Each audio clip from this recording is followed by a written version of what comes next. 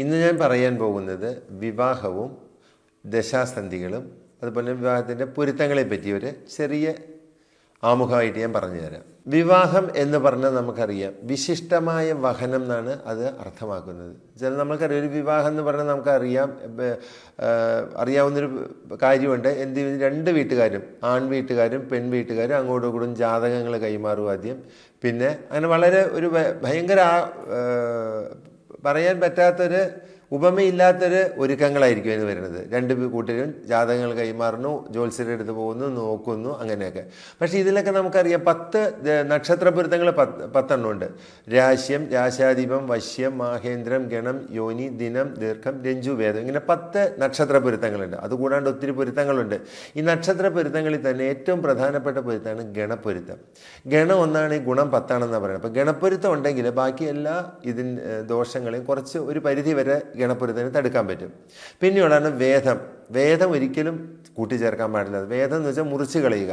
വേദനക്ഷത്രങ്ങൾ കൂട്ടിച്ചേർത്ത് കഴിഞ്ഞാൽ അവർക്ക് സുഖമായൊരു ജീവിതം ഉണ്ടാവില്ല. അവർ പിരിഞ്ഞു തന്നെ ജീവിക്കാൻ സാധിക്കുകയുള്ളൂ. ഇങ്ങനെയുണ്ട്. പിന്നെയുള്ളതാണ് ഏറ്റവും കഴിഞ്ഞിട്ട് പിന്നെ നമ്മൾ നോക്കുന്നതാണ് ദശാസന്ധിയിലേക്ക് നോക്കും. അപ്പോൾ ദശാസന്ധി നോക്കുമ്പോൾ നമ്മൾ ഒരുപോലെ സന്ധികൾ വരുന്നുണ്ട് നോക്കും. സ്ത്രീക്കും പുരുഷനും ഒരുപോലെ ഒരേ വർഷത്തിൽ ഇപ്പം നമ്മൾ കൂട്ടുമ്പോൾ ഇപ്പോൾ ഇത് 26 അപ്പോൾ 2026 ഒരേ 2 പേർക്കും സ്ത്രീയുടെയും പുരുഷൻ്റെയും ജാതകവശാൽ ഇങ്ങനെ ശിഷ്ടദേശം വെച്ച് നോക്കുമ്പോൾ 26 ഇങ്ങനെ ഒരേപോലെ വന്നു കഴിഞ്ഞാൽ നമ്മളത് ഞാൻ റെക്കമെൻഡ് ചെയ്യില്ല ഒരിക്കലും. കാരണം വെച്ചാൽ ദശാസന്ധി എന്നാണ് പറയണത്. സന്ധി വന്നു കഴിഞ്ഞാൽ അവിടെ ഒരു സ്റ്റോപ്പ് മാർദ്ദിരിയ വെച്ചാൽ അവർക്ക് ആർക്കെങ്കിലും ഒരു ജീവിത പങ്കാളിക്ക് ദോഷമുണ്ടാകും. ശരിക്കും ഈ ദശാസന്ധിയിൽ വളരെ നോക്കേണ്ടതായിട്ടുള്ള അടിസ്ഥാനപരമായിട്ടുള്ളൊരു ശ്ലോകമുണ്ട്. പുംസാം സർപ്പേട്യ സന്ധി സ്ത്രീണാം കാമ്യോഷ്ണ തേജസ ഉഭയോ കുജരാഹുസന്ധി സന്ധി ദോഷം ഇത് ത്രിവിധ എന്നാണ് പറയുന്നത്.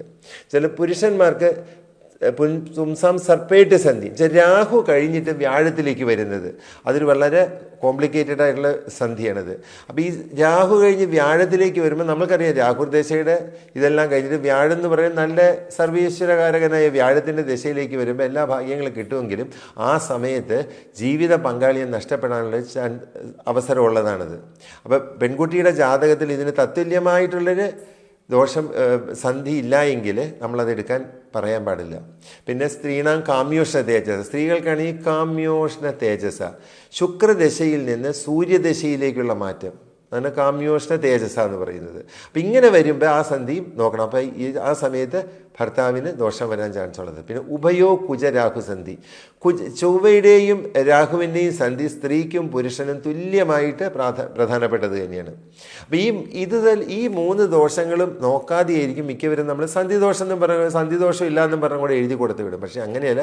ഈ സന്ധികളുണ്ടെങ്കിൽ ഈ സന്ധിക്ക് വേറെ പരിഹാരങ്ങളൊന്നും ഇല്ലാത്തത്. ഈ സന്ധി ഉണ്ടെങ്കിൽ തത്തുല്യമായിട്ടുള്ള സന്ധിദോഷം മറ്റതിലുണ്ടെങ്കിൽ മാത്രമേ നമ്മൾ എടുക്കാൻ പാടുള്ളൂ. ഇപ്പം ഞാൻ എൻ്റെ അടുത്ത് വരുന്നൊരു രാഹുസന്ധിക്കാരിയുണ്ട്. അപ്പോൾ ഞാൻ പറയും 27 വരെ ആ കുട്ടിക്ക് രാഹുസന്ധിയാണ്, അപ്പോൾ അത് കഴിഞ്ഞിട്ട് ആ കുട്ടിക്ക് കല്യാണം നോക്കിയാൽ മതിയെന്നാണ് ഞാൻ പറയാറ്.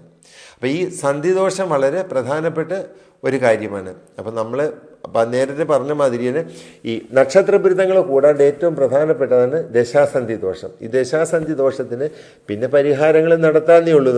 ഓരോ പരിഹാരങ്ങൾക്ക് നമ്മൾക്ക് പറയാം, പക്ഷെ പരിഹാരം കൊണ്ടൊന്നും പോകുന്നതല്ല. പിന്നെ ഇതെല്ലാം എന്ന് പറഞ്ഞാൽ ഒരു പൂർവ്വജന്മ ബന്ധത്തിൻ്റെ ബേസിസിലാണ് നമ്മൾ കല്യാണങ്ങളെല്ലാം നടക്കുന്നത്. നമ്മുടെ ഈ ജീവിതം എന്ന് വെച്ചാൽ കഴിഞ്ഞ ജന്മത്തിൽ നമ്മൾ ചെയ്തതായിട്ടുള്ള നല്ലതും ചീത്തയുമായിട്ടുള്ള ഫലങ്ങളുടെ ചെയ്തതല്ല പ്രവൃത്തികളുടെ ഫലം അനുഭവിക്കുന്നതിനാണ് നമ്മൾ ഈ ജന്മം ജനിച്ചിരിക്കുന്നതിന്. അപ്പം അതുപോലെ തത്തുല്യമായിട്ടൊരു ഇതായിരിക്കും നമുക്ക് കിട്ടുന്നത്. നമ്മൾ കഴിഞ്ഞ ജന്മത്തിൽ നമ്മളുടെ പങ്കാളി തന്നെയായിരിക്കും മിക്കവാറും ഈ ജന്മത്തിലും വരുന്നത്. പക്ഷെ അന്ന് നമ്മൾ ചെയ്തതായിട്ടുള്ള പ്രവൃത്തികളുടെ ഒരു പരിണിത ഫലമായിരിക്കും ഈ ജന്മത്തിൽ നമുക്ക് കിട്ടിക്കൊണ്ടിരിക്കുന്നത്. നക്ഷത്ര പൊരുത്തങ്ങളിൽ ഒഴിച്ചുകൂടാൻ പാടില്ലാത്ത 4 രണ്ടുപേരുടെയിലും ദിനം, ദീർഘം, രഞ്ജു, വേദം. ഇത് 4 മസ്റ്റായിട്ട് വേണം. രഞ്ജു ദോഷം പാടില്ല. അതേപോലെ ദിനപ്പൊരുത്തം വേണം, ദീർഘപ്പൊരുത്തം വേണം. ദിനം, ദീർഘം, രഞ്ജു, വേദം. ഇതിന് അവസാനത്തെ ഈ 7 മുതൽ 10 വരെയുള്ള പൊരുത്തങ്ങൾ ഒഴിച്ചുകൂടാനേ പാടില്ലാത്തതാണ്. അത് 4 ഉണ്ടെങ്കിൽ നമുക്ക് എടുക്കാം. എന്നാലും ഒരു 5-5 മേലിൽ വന്നാലേ ഞാൻ റെക്കമെൻഡ് ചെയ്യാറുള്ളൂ. പിന്നെ ഏറ്റവും പ്രധാനം ഞാൻ നോക്കണത് എന്താണെന്ന് വെച്ചാൽ ഇപ്പോൾ ഒരാളുടെ ലഗ്നാധിപനും മറ്റേയാളുടെ 7ാം ഭാവാധിപനുമായിട്ടൊരു കണക്ഷൻ ഉണ്ടോ എന്ന് നോക്കും. പെണ്ണിൻ്റെ ലഗ്നാധിപനും ചെറുക്കൻ്റെ 7ാം ഭാവാധിപനും ഒരു കണക്ഷൻ, അതുപോലെ ചെറുക്കൻ്റെ ലഗ്നാധിപനും പെൺകുട്ടിയുടെ 7ാം ഭാവാധിപനും ഒരു കണക്ഷൻ വേണം. എന്നാൽ മാത്രമേ ജീവിതം ഒരു നല്ല രീതിയിൽ അങ്ങോട്ട് പോകുള്ളൂ. ഇല്ലെങ്കിൽ ഇപ്പോൾ നമ്മൾ എഴുതി കൊടുക്കാം, ഇങ്ങനെ ചേരുന്നൊക്കെ പറഞ്ഞു കൊടുക്കാം, ഒരുതരം ജീവിതമായിരിക്കും ജീവിക്കുന്നത്. ഇങ്ങനെ അത് വളരെ നോക്കേണ്ട ഒരു കാര്യമാണ്. എപ്പോഴും ഈ ലഗ്നാധിപനും 7ാം ഭാവാധിപനും തമ്മിലൊരു പൊരുത്തം ഉണ്ടെങ്കിൽ അവർ സുഖദുഃഖങ്ങളൊന്നും ഇല്ലാണ്ടെന്ന് വെച്ചാൽ ജീവിതം വളരെ നല്ലവണ്ണം അവർ ജീവിതാവസാനം വരെ പൊക്കോളും. വഴക്കോ വേർപിരിയലോ ഒന്നും ഇല്ലാണ്ട് നല്ലോണം പോകും. അതാണ് ഇതിൻ്റെ വേറൊരു പ്രത്യേകത.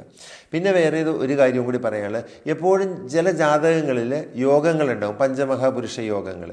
ഈ യോഗങ്ങളുള്ള ജാതകം എപ്പോഴും ഒരു യോഗങ്ങളുള്ള ജാതകത്തിൻ്റെ ഒപ്പം വേണം ചേർക്കാനായിട്ട്. ചില യോഗങ്ങൾ സ്ത്രീ ജാതകത്തിലുണ്ടെങ്കിൽ സ്ത്രീകൾക്ക് അനുഭവത്തിൽ വരണമെന്നില്ല.